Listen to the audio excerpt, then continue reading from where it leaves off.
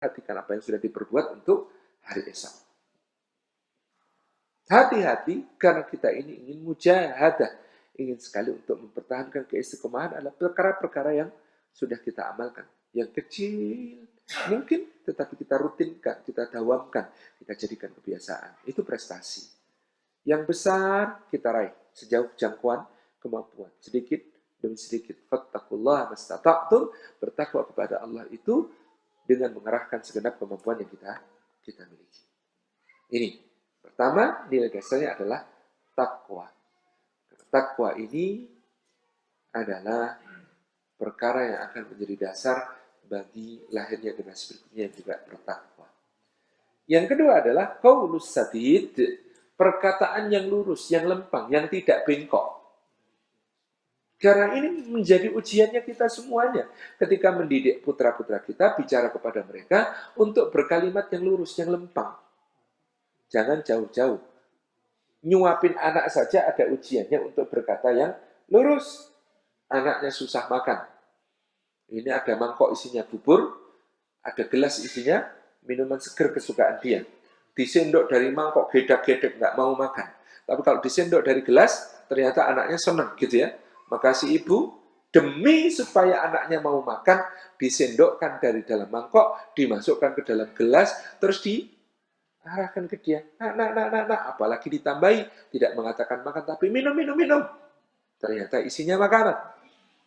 Itu sudah pelanggaran pada perkara yang disebut sebagai qaulus sadid. Hanya karena apa? Hanya karena agar anaknya makan. Bu, saya kasih tahu Bu, lapar itu penting.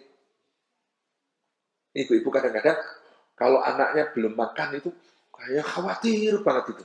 Tenang Bu, kalau perlu makan dia akan makan. Allah itu mengetahui seberapa batas kekuatan si anak itu. Dan nanti kalau kemudian si anak itu memang sudah saatnya harus makan, Allah akan gerakkan untuk makan. Yakin begitu. Karena ada ibu-ibu yang mendidik anaknya, membesarkan anaknya. Si anak ini nggak pernah kenal rasa lapar sepanjang hidupnya sampai gede. Ada anak itu yang nggak pernah kenal rasa lapar sepanjang hidupnya. Jadi kenapa? Karena belum lapar, sudah dijejelin maem dengan berbagai macam cara. Melihat cicak, ya Allah, hanya demi makan kok sampai segitunya. Tenang Bu, makan itu ya, makan insya Allah akan tercukupi. Enggak, kalau mati kelaparan, enggak insya Allah. Rizki sudah tertulis lauhil mahfud, dijaga oleh Allah Subhanahu wa taala. Jadi ikhtiar kita jangan sampai melanggar nilai-nilai prinsip yang sangat mahal ini. Biar kalau memang lapar, apalagi orang tua sekarang itu nggak pengen anaknya nangis. Padahal nangis itu penting. Tanya dokter-dokter, nangis itu penting apa enggak? Penting. Kekuatan jantung itu ditentukan oleh seberapa banyak nangis. Makin kuat nangisnya ketika kecil, jantungnya powerful. Kalau bisa nangis itu dihabis-habiskan gitu ya. Sejak kecil. Nanti nangis itu penting. Kenapa? Nangisi dosa itu bikin terhindar dari api neraka ya. Sejak kecil kok enggak boleh nangis. Jangan nangis. Mau nangis ya? Nih, tak kasih HP biar enggak nangis. Gitu kan? Orang jangan sekarang. Nih, tak kasih tablet biar enggak nangis. Nih, nonton film biar enggak nangis. Apa-apa kok biar enggak nangis? Mbok nangis tuh ya enggak apa-apa. Biasa wae kok mau nangis aja loh. Gitu ya. Ditinggal pergi biar nggak nangis, pembantunya atau ibunya atau neneknya disuruh pegang terus ngeliatin cicak, cicak, ibunya menyelinap. Dia nggak nangis, tapi dia belajar satu pelajaran yang sangat mengerikan. Oh gitu caranya. Oke, aku disuruh lihat cicak, dia nyelinap pergi, bagus. Besok aku gede tak begitu kan. Dia belajar bahwa menipu itu boleh. Dia belajar bahwa muslihat itu halal. Demi kepentingan orang tuanya. Jangankan itu. Yang sederhana banget. Betapa orang tua itu bicara sesuai kepentingannya. Nak, tolong mbok itu diambilkan nak. Nggak mau ah. Ya Allah nak, kamu tuh udah gede loh nak. 5 menit kemudian. Bu, aku minta itu ya, Bu. Nggak boleh. Kamu tuh masih kecil. 5 menit yang lalu dia sudah gede. Sekarang dia masih kecil. Gimana nggak bingung anaknya dengan konsep dirinya sendiri? Orang tuanya yang mengacaukannya. Jadi aku itu masih besar atau sudah kecil gitu. Saking bingungnya pertanyaannya jadi begitu. Jadi aku itu masih besar atau sudah kecil? Saking kacaunya konsepnya. Karena apa? Karena orang tua bicara sesuai kepentingannya, tidak dengan prinsip. Kenapa tadi bilang masih? Kenapa tadi bilang sudah besar? Karena orang tua pengen supaya anaknya bantu. Jadi dibilang kamu tuh sudah besar, masa nggak mau bantuin gitu kan? 5 menit kemudian, karena itu keperluan anaknya minta sesuatu, orang tuanya bilang, nggak boleh, kamu tuh masih kecil. Kepentingan orang tua sekali itu. Lepas dari prinsip gitu. Paulus sadid. Padahal yang namanya perkataan kepada anak itu harus lurus, lempang, luar biasa, tidak mudah. Ibu, kalau anak manjat-manjat pagar, bilang aku, ya Allah, nah, jangan nanti jatuh. Kata malaikat, amin, bro. Omongannya ibu itu diamini malaikat. Gitu. Jadi kalau anak naik gitu, pada kondisi berbahaya, jangan didoakan jelek, Bu. Luar biasa, nak. Masya Allah, kamu sudah sukses sampai ke atas. Coba sekarang, sukses nggak turunnya? Bu, tunggu di bawah ya. Kan lebih bagus. Lari-lari. Jangan lari-lari. Nanti jatuh. Padahal sebenarnya dia berbakat jadi juara olimpiade. Lo lari itu penting nggak, Bu? Penting. Sehat nggak? Sehat. Nah, kok nggak boleh? Jangan lari-lari, nanti jatuh. Itu kan nggak boleh lari. Bukan jangan ya nggak boleh. Larinya itu loh, penting ya. Nah kok nggak boleh? Gitu. Kadang-kadang kita nggak sadar. Begitu jatuh benar gabrus gitu. Apa yang dikatakan ibu? Tuh kan dibilangin juga apa? Makanya jangan lari-lari. Ibu hafal ya. Praktikumnya lancar kayak. Apa yang terjadi di situ, ibu-ibu yang dirahmati Allah? Sebenarnya kalau itu diulang-ulang, kami dulu di rumah Quran Aila yang kami kelola itu, awal-awal dulu tahun 2004 itu ada anak ngaji.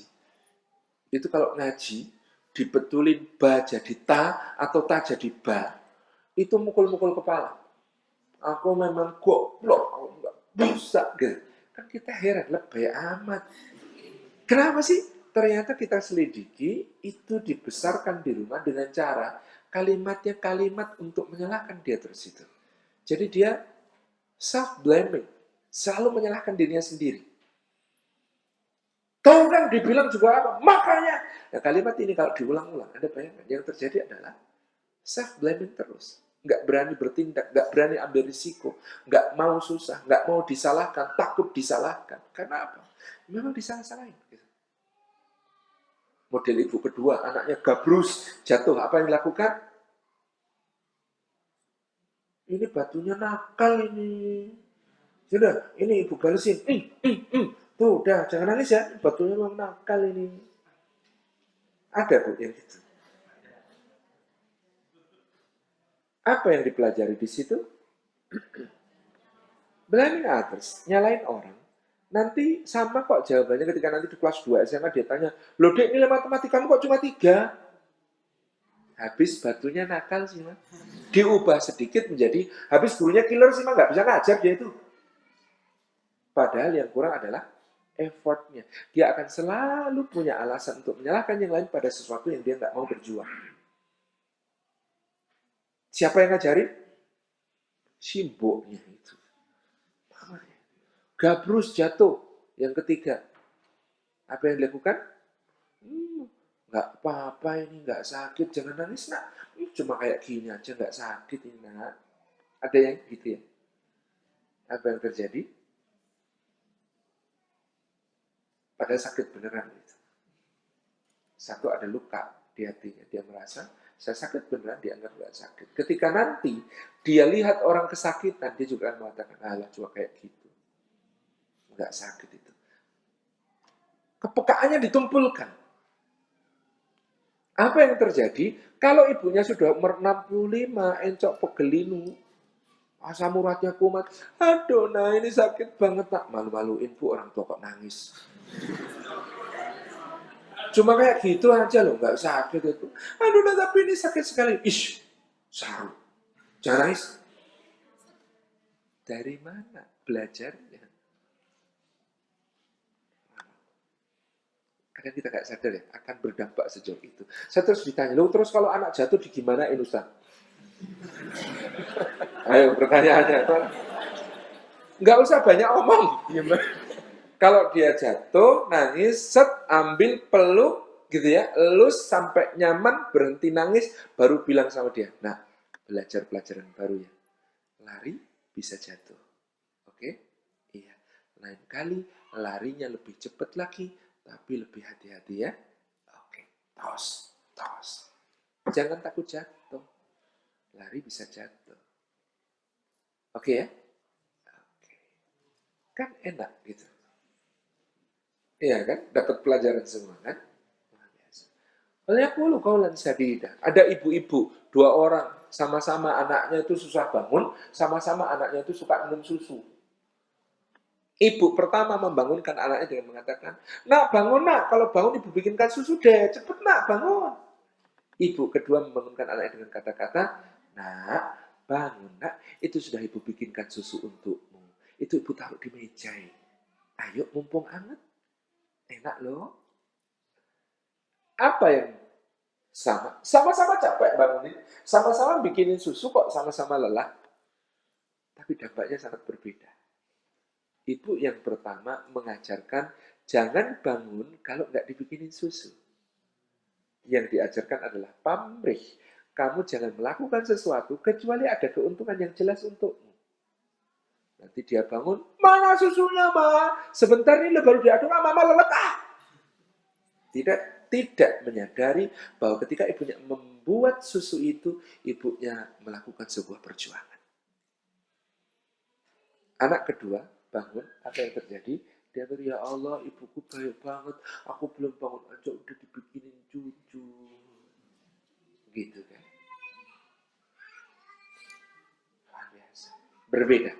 Ya, berbeda. Kadang-kadang hanya soal urutan. Amal. Tetapi berdampak sangat signifikan. Itulah qaulus sadid. Itulah ungkapan yang lempeng. Ungkapan yang tidak bengkok. Maka punya anak itu, kenapa dulu Rasulullah SAW memerintahkan kita untuk fahtar bidatid, cari pasangan itu yang beragama. Karena salah satu ukuran agama itu kejujuran. Qaulus sadid. Nabi SAW ditanya, apakah mungkin seorang mukmin itu mencuri? Ya, bisa kalau pas khilaf. Apakah mungkin seorang mukmin berzina, jatuh ke dalam dosa, syahwat? Bisa jadi, dia bisa bertaubat. Apakah mungkin seorang mukmin berdusta? Kata Nabi SAW, lah. Kalau dia sedang berdusta, berarti dia tidak punya iman. Dia kehilangan keimanan. Kurangnya begitu. Integritas itu harga mati. Bukan cuma NKRI.